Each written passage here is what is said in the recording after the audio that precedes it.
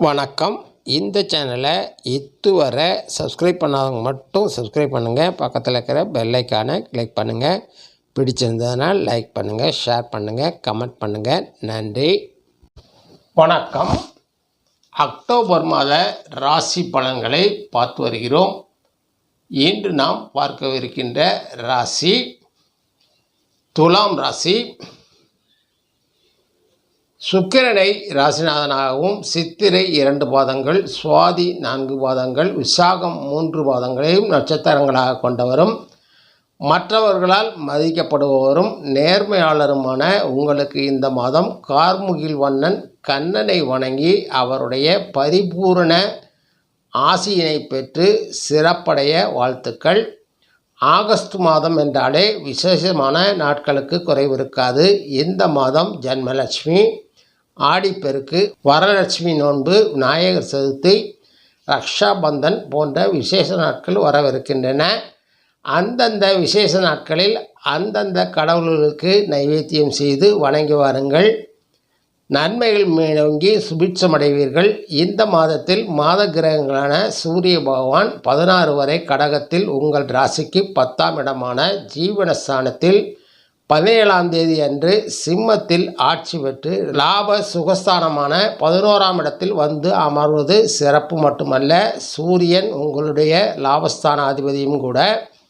உங்கள் ராசிநாதன் சுக்கிரன் முதலில் 9லும் பிறகு 10லும் இடப்பெயர்ச்சியாக இருக்கிறார். 9ல் இருக்கும் வரை உங்களுக்கு நற்பலன்களை வழங்குவார்.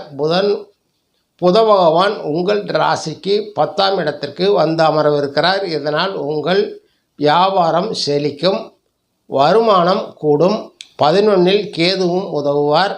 12ல் செவ்வாய் விரயத்தில் அவர் உங்கள் ராசிக்கு 2 மற்றும் 7ஆம் வீட்டின் அதிபதியுமாவார். குடும்பத்தில் குழப்பம் ஏற்பட வாய்ப்புகள் உண்டு. செலவுகள் அதிகரிக்க வாய்ப்புள்ளது. உங்கள் ராசியிலேயே சந்திரன் நன்மை தருவார். 5ல் ராகு உதவ மாட்டார். 6ல் சனி பல வழிகளிலும் நன்மை தருவார். 9ல் குரு சிறப்பான பலன்களை வழங்குவார். மொத்தத்தில் இந்த மாதம் நற்பலன்கள் குவியும் நல்ல மாதமாகவே அமையும். மாதத்தின் பிற்பகுதியில் வருவாய் பல வழிகளிலும் வந்து குவியும். அதுவரை செலவுகள் அதிகரித்து காணப்படும். குடும்ப உறுப்பினர்களிடையே ஒற்றுமை இருக்காது. பூர்வீக சொத்தின் மேல் பிரச்சனைகள் எழலாம்.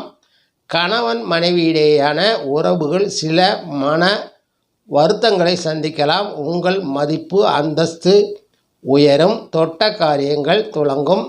தலைமை பதவிகள் கிடைக்க வாய்ப்புகள் உண்டாகும். சகோதர சகோதரிகள் உறவுகள் மேம்படும்.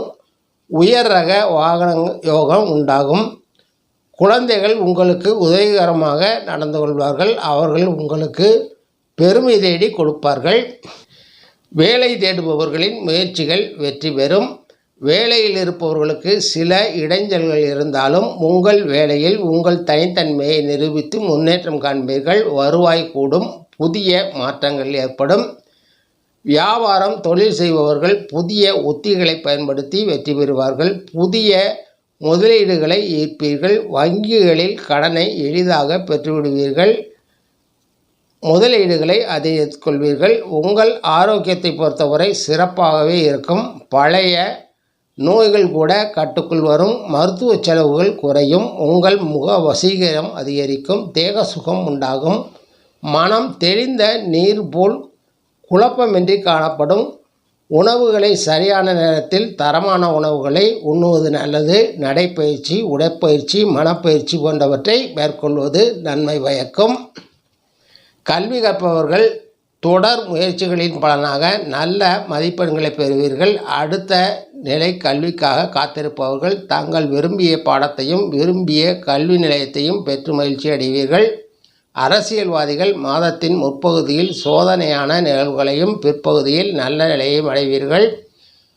உங்கள் தலைமை தற்போது நெருக்கடியில் இருப்பதால் ஆதரவு தளத்தை தக்க வைத்து கொள்ள என்ன செய்யலாம் என்ற சிந்தனையிலும் இருப்பதை அறிவீர்கள். அவர்கள் உங்களை போன்றவர்கள் மூலமாகவே இழந்த செல்வாக்கை அடைய முயற்சிப்பார்கள். அதிக முதலீடுகளையும் உழைப்பையும் எதிர்பார்ப்பார்கள். எலெக்ஷன் முடியும் வரை உங்கள் முழு ஒத்துழைப்பை எதிர்பார்ப்பார்கள். அதற்கேற்றாற்போல் நடந்து கொள்ளுங்கள்.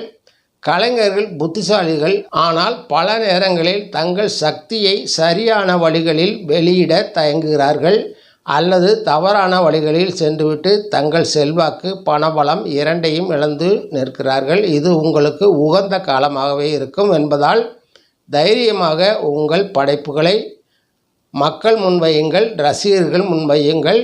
வெற்றி நிச்சயம். இந்த மாதம் முழுவதும் கார்முகில் வண்ணன் கண்ணனை வணங்கி வாருங்கள். நன்மைகள் மேலோங்கும். மேலும் மேலும் சுபிட்சமடைவீர்கள். வாழ்க வளமுடன், நலமுடன். நன்றி, வணக்கம். மீண்டும் சந்திப்போம்.